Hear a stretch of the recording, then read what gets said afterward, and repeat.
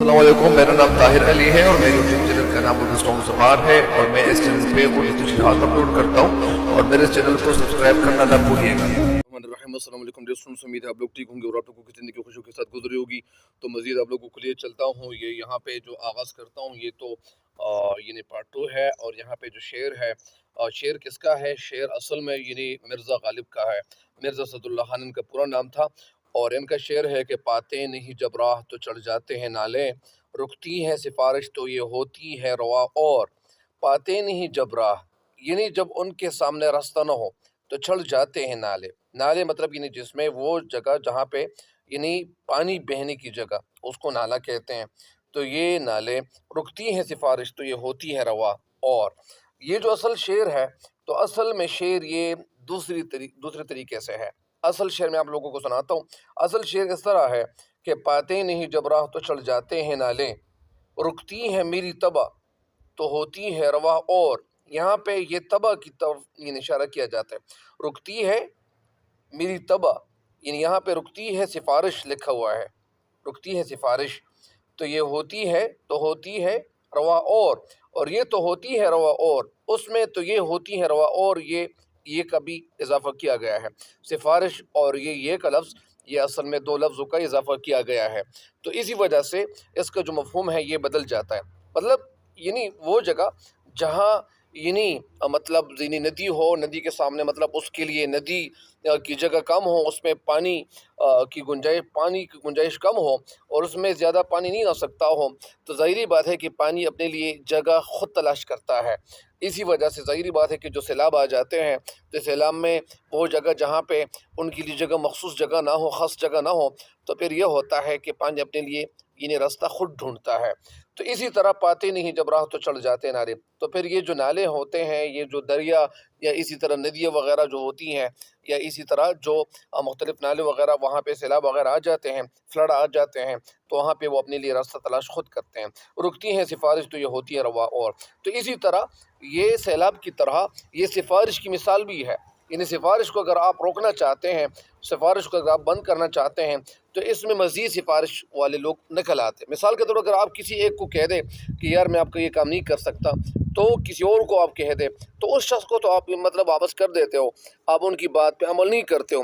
وہ جب چلا جاتا ہے تو دوسرا شخص آ جاتا ہے، وہ دوسرے انسان سے، ظاہری بات ہے کہ آپ پھر وہ مطلب ان سے عاجز آ جاتے ہیں، ان کا کام ضرور کرتے ہیں، اور آپ کہتے ہیں کہ یار میں کیا کروں کہ میں یہ تو میرے رشتہ دار ہیں اور یہ مانتے نہیں ہیں، اور اسی وجہ سے مجھے یہ کام ضرور کرنا ہوگا۔ بہرحال سفارش کے جراثیم مکھی، مچھر یا چوہے نہیں پھیلاتے، اپنے اقربا اور دوست پھیلاتے ہیں۔ مطلب یعنی یہ جو سفارش ہے تو یہ جراثیم، یہ چوہے یعنی مکھی یا اسی طرح یہ مچھر وغیرہ نہیں پھیلاتے، یہ اقربا مطلب یعنی جو قریب ہے، جو رشتہ دار ہیں، اور دوست پھیلاتے ہیں، یہ رشتہ دار اور دوست پھیلاتے ہیں۔ اچانک ایک اجنبی رقعہ لے کر آتا ہے، رقعہ مطلب چٹھی، ایک اپلیکیشن، ایک چٹھی وہ لے کر آتا ہے جس پہ اشد ضروری اور بسیع اعراض جیسے تاکیری الفاظ لکھے ہوتے ہیں۔ اشد ضروری مطلب سخت ضروری، اشد کے معنی سخت، اور بصیغہ کا مطلب یعنی راز کا مطلب یعنی خفیہ، یعنی وہ اشارہ، اس میں اشاروں میں یعنی تاکیدی الفاظ لکھے ہوتے ہیں۔ تاکیدی زور دینا، وہ الفاظ جس میں زور دیا جاتا ہو۔ یعنی اگر آپ کسی کو سفارش کے لیے کچھ لکھتے ہو تو سفارش میں مطلب یعنی یہ زور نہیں چلتا، آپ سفارش میں زور نہیں چلا سکتے۔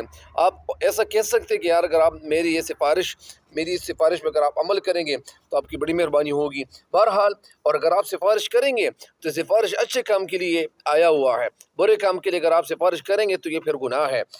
آپ خط کھولے بغیر ہی سمجھ جاتے ہیں، خط کھولے بغیر یعنی بغیر خط کھولے کہ چچا جان کی جانب سے ایک اور سفارش نازل ہوئی ہے، یعنی جانب کی جمع کیا ہے؟ جوانب، ایک اور سفارش نازل ہوئی ہے۔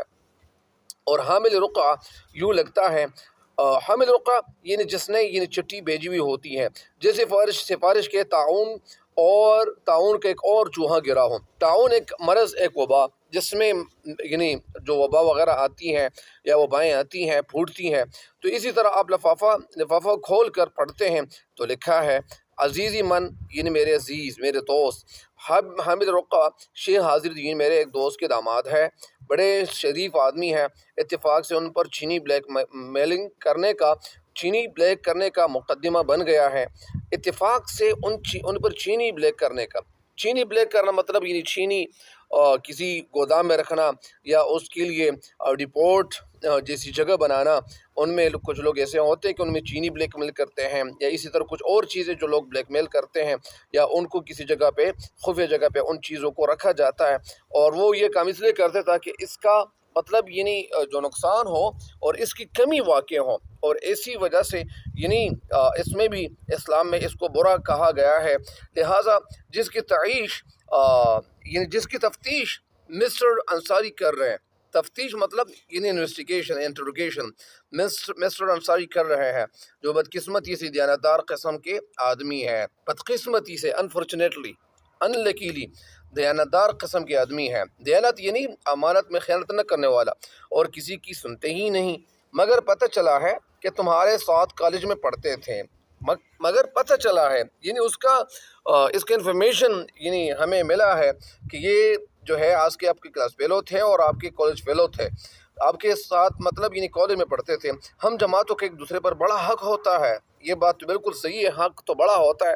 لیکن اگر آپ اچھا کام کرنے میں ان کا یہ حق ادا کریں گے تو پھر یعنی یہ ثواب کا کام ہو سکتا ہے. لیکن اگر آپ کوئی بڑا یعنی کوئی برا کام کرتے اور وہ کام بڑا بھی ہو تو وہ اس کا وہ حقدار نہیں ہوتا. لہٰذا کسی کا حق ماننا نہیں چاہیے. اسی وقت مسٹر انصاری سے ملو اور شیخ صاحب کی گلو خلاصی کرا دو. گلو خلاصی یعنی جان چڑھانا.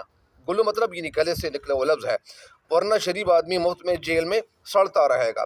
سڑتا مطلب یعنی اپنی زندگی گزارتا رہے گا. آخر کون ہے جو آج کل بلیک نہیں کرتا؟ والسلام. تو یہ یہاں پہ اس کا یہ ہوگا، اس کی تشریح ہو گئی ہے. مجھے امید ہے انشاءاللہ اب اسے فائدہ ضرور اٹھائیں گے، اور انشاءاللہ مزید ویڈیوز بھی انشاءاللہ اس کے حوالے سے میں آپ کو یعنی اپلوڈ کرتا جاؤں گا تاکہ آپ لوگ اس سے استفادہ کریں.